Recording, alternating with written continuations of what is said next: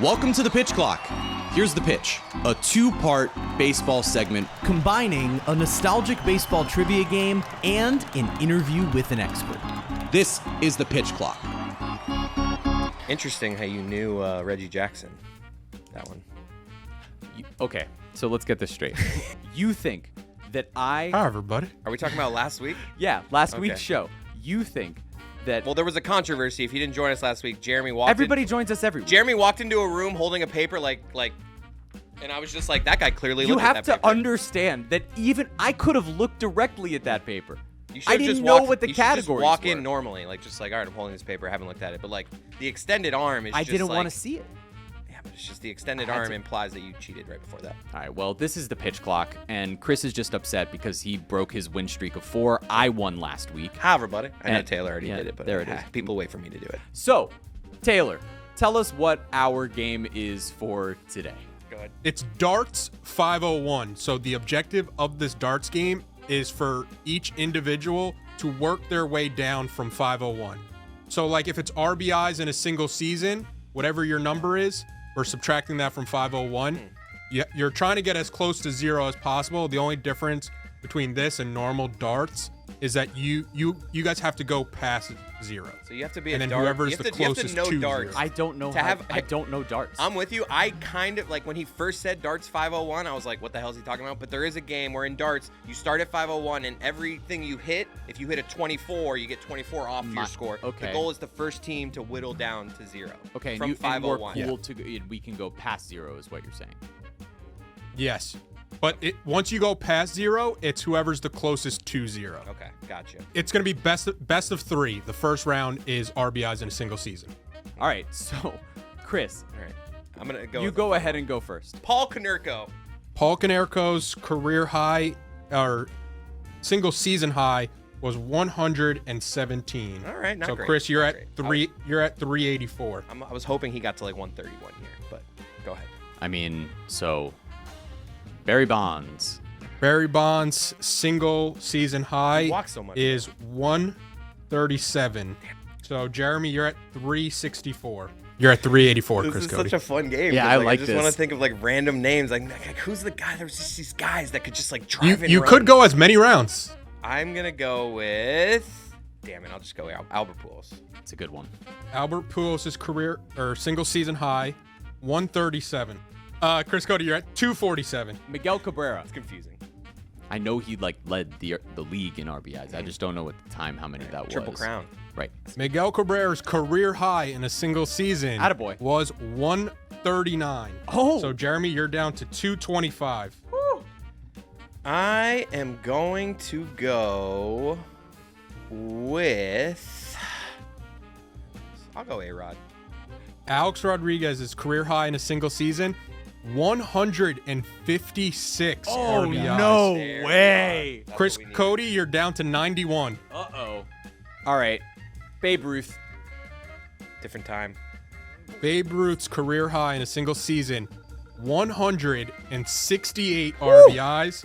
Jeremy, you're down to 57. Uh-oh. Told you it was a different time. I'm not happy about that. You guys, a reminder, you guys have to go past 0. I'll go. I need to go. I think I'll go Hanley Ramirez. That's a really good one, and mine. I feel like his high's You gonna ready be for like this? 103 or something. Mine is from the exact same era of Marlins, so Yeah. we'll get to it in Yeah. just a second once Taylor lets me know where you're He's at. probably had a 110 season. He has had a 110 season. His single season high was 111 RBIs. So Chris Cody, your final score for this first game is minus 20. Oof. So that means. Cody Ross. Damn it. Cody Ross's career high in a single season, 79. 90 RBIs. Yes! That puts him at minus 33. go! And that's going No! to be 1 point to Chris Cody. Let's go. That was with the Giants, wasn't it? It was with the Marlins, 2009. Dude, that was a nice season. And now we get to our 2025 Major League Baseball expert, the former radio voice, current TV voice in his first year on the television broadcast. It's Kyle Sielaff, who you guys might remember from some old clips on the Le Batard Show, playing around with Chris Cody and Billy Gill during spring training. Kyle, welcome to the show. Love the teal Marlins hat, and thank you for joining me today. I know this is the best, isn't it? I was pumped when they wore them over the Hall of Fame weekend, so I had to grab one. But yeah, dude, it's great to be with you. It's bizarre. You and I are doing this when we're usually doing it on the broadcast together. That's right. And I'm normally upsetting you with all sorts of weird pop culture references. But today we're doing baseball and baseball only. So you're here as the voice of the Marlins, and it's time to start with the Marlins. I've tried to avoid them as much as possible on this show, but now there's a real reason to discuss the Miami Marlins. And for the people who have not been paying attention, the Marlins just now snapped a streak of 6 straight series wins as the Astros take this series from them this week. They went from 16 games under on June 13th to 500 by August 3rd with a sweep of the New York Yankees. They're the youngest team in baseball. Kyle, how have they done it? Yeah, it's a loaded question, but I think it's a good one. Look, on the surface, I think you point to the pitching. That's obviously been much better up until recently in the last couple of days. I think the coaching staff fits perfectly because in addition to having the youngest team in baseball, they have the youngest coaching staff. Yep. I think when you start to put all that stuff together, and you do have to start in the front office, and hey, I'll say this too, and I've said it on the broadcast, it's the most unsexy thing in the world, but ownership has invested tens of millions in dollars to the infrastructure of the organization. I promise you, prior to them spending this kind of money, they had no chance because they weren't going to keep up with the rest of the league. It required tens of millions of dollars just to be competitive, just to stay with the industry standard, whether that's literal human bodies or technology and computers and all this stuff to give them a fighting chance. That to me is really where it starts. Without that stuff, I don't think they're any good. Again, you start to put all that stuff that I just said together, you can start to understand why they're having success. So again, I know that's a lot, but it's way beneath the surface of just, well, they're pitching really well. It's going so much deeper than that to give them a chance to win here. And so now I do want to give you an opportunity to highlight a player here. So I'm going to pick 3. We talked about the pitching. I'm going to bring it to the starting lineup at the moment. You got Kyle Stowers, who you and I both have been advocating to at least get some MVP votes and consideration, considering what he's done for this team and booing them in the early parts of the season before they got hot. There's Agustin Ramirez, who leads nearly every single offensive category amongst rookies, certainly in the National League. And then there is Jacob Marcy, who basically has lit the world on fire in his first 5-6 games here. Had a historic opening weekend, has shown a lot of patience at the plate, ability to drive the ball, and has made some pretty spectacular plays in center field. So, Kyle, I know it's tough to pick one, but between Stowers, Ramirez, and Marcy, let's focus on one of them and give these folks an opportunity to hear some more. Yeah, I think it's Kyle Stowers. Last season, Kyle Stowers had an OPS plus, Jeremy, of 54. Woof. He was 46% worse than league average. If you told me at the end of last season and the Marlins made the decision to designate Kyle Stowers for assignment, I think there's a chance that 29 other teams pass on him. He clears waivers, he ends up off the 40-man, and he's a 4A player in Jacksonville. His OPS plus, and you and I are chatting at 10:15 in the morning on August 6th prior to Game 3 against the Astros, is 155. It's insane. He is literally 101% better year over year. To me, just to look at that one number, to literally be, per the data and the analytics, 101% better version of yourself year over year in less than a year's time in the major leagues, doing something that I personally think is the hardest to do than any other professional sport. So now we've got a new category. Career wins for a pitcher. Oh, good Lord. Who the hell's the all-time leader wins? I'm just because I can't think right now and I need a second, I'll go Randy Johnson first. Randy Johnson had 303. Wow, just got So there. Chris Cody, you're going to be at 198. This is gonna be a short one. Yeah, and it's going to be so short because I know that I'm about to go over. If I'm going to guess in my brain, it's 514, and it's Cy Young. Cy Young had 511 wins. Why so would Jeremy's you pick gonna pitchers wins if it was gonna be able to get just one name and the game's over? Okay.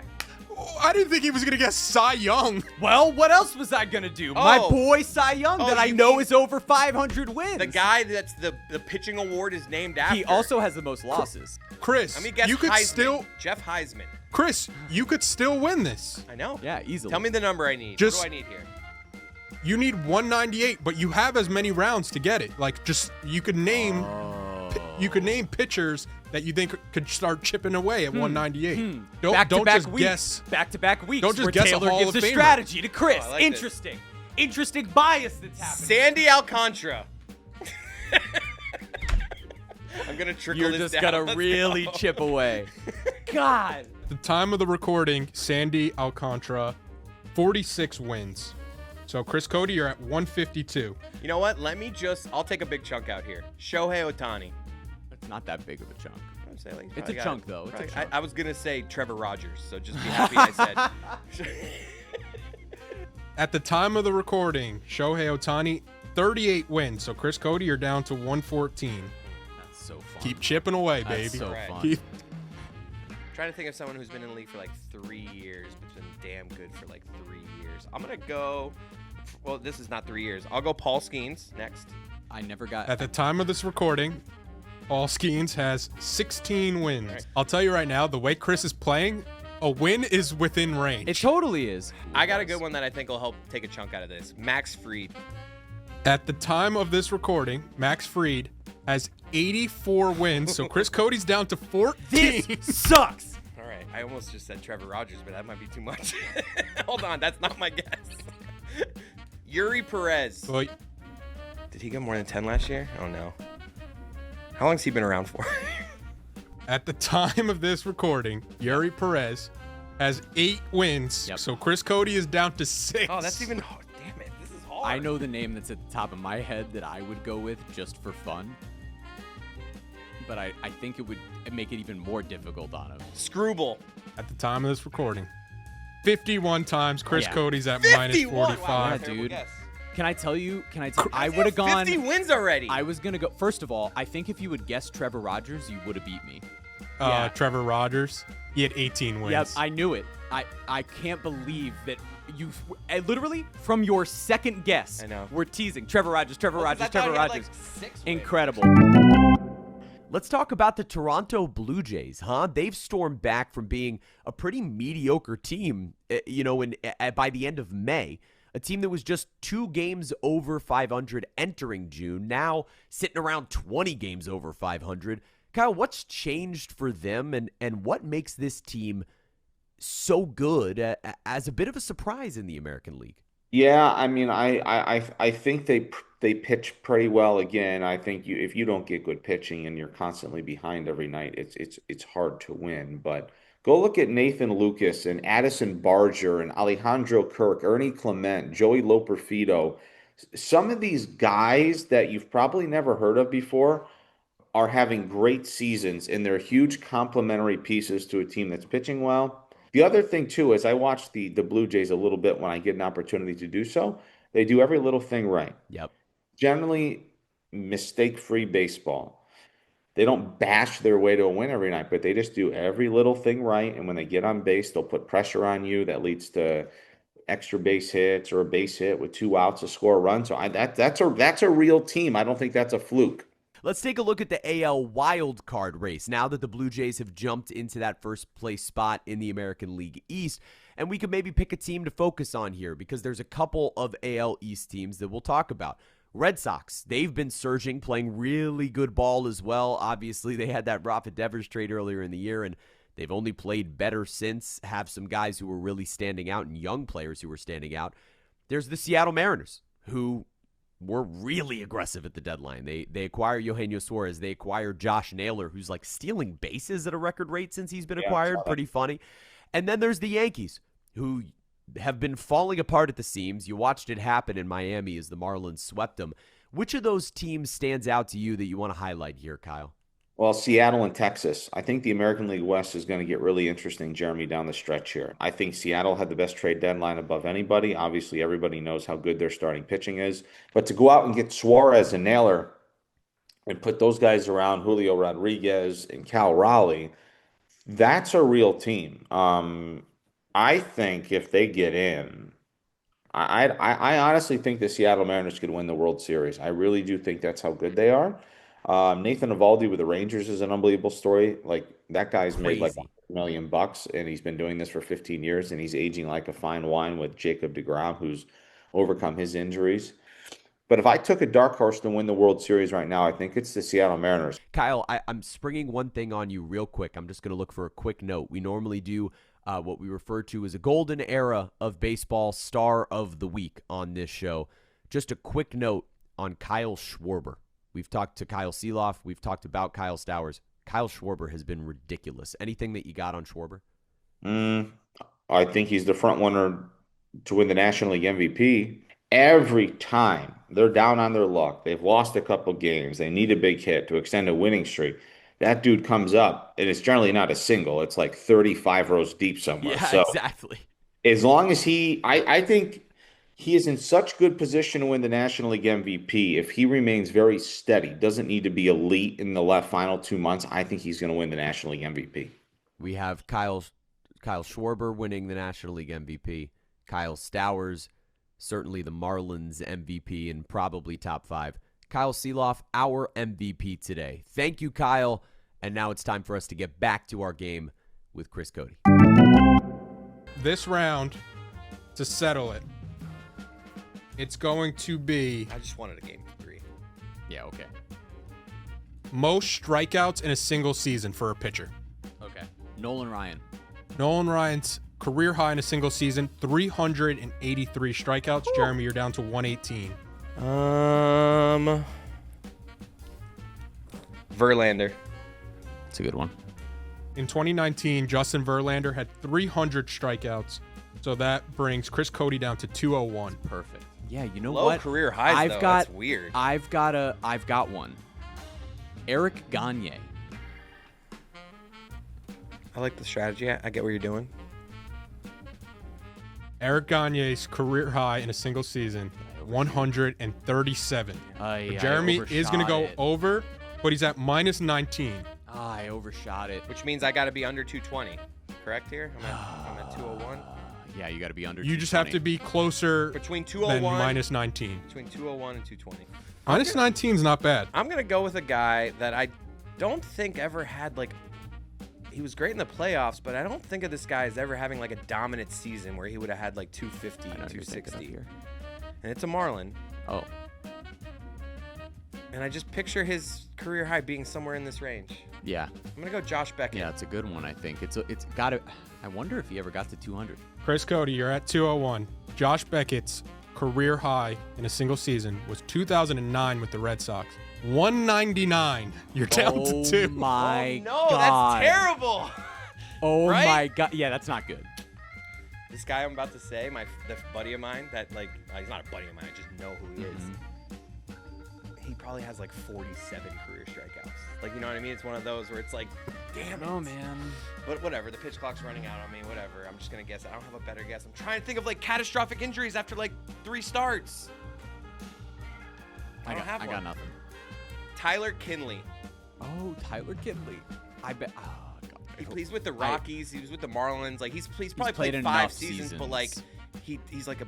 I don't know. He's not a I don't reliever that know. gets used a lot. I don't know. I don't know. I can tell. I don't know. You were at 2. He had 72 strikeouts. Chris Cody finishes at minus 70. Wow. I win? Muted. What a Back to terrible... back? Yep. Man, Back to back. I ruined this. Wow. I had a chance at Look, both man, these. you know what's most important? That you start playing your best ball in August and September. And that's what's happening here, all right? End July on the right note. At the trade deadline, start things off right in August. I'm feeling good. Pitch clock. Way to go, Taylor. That was fun. We'll be back next week.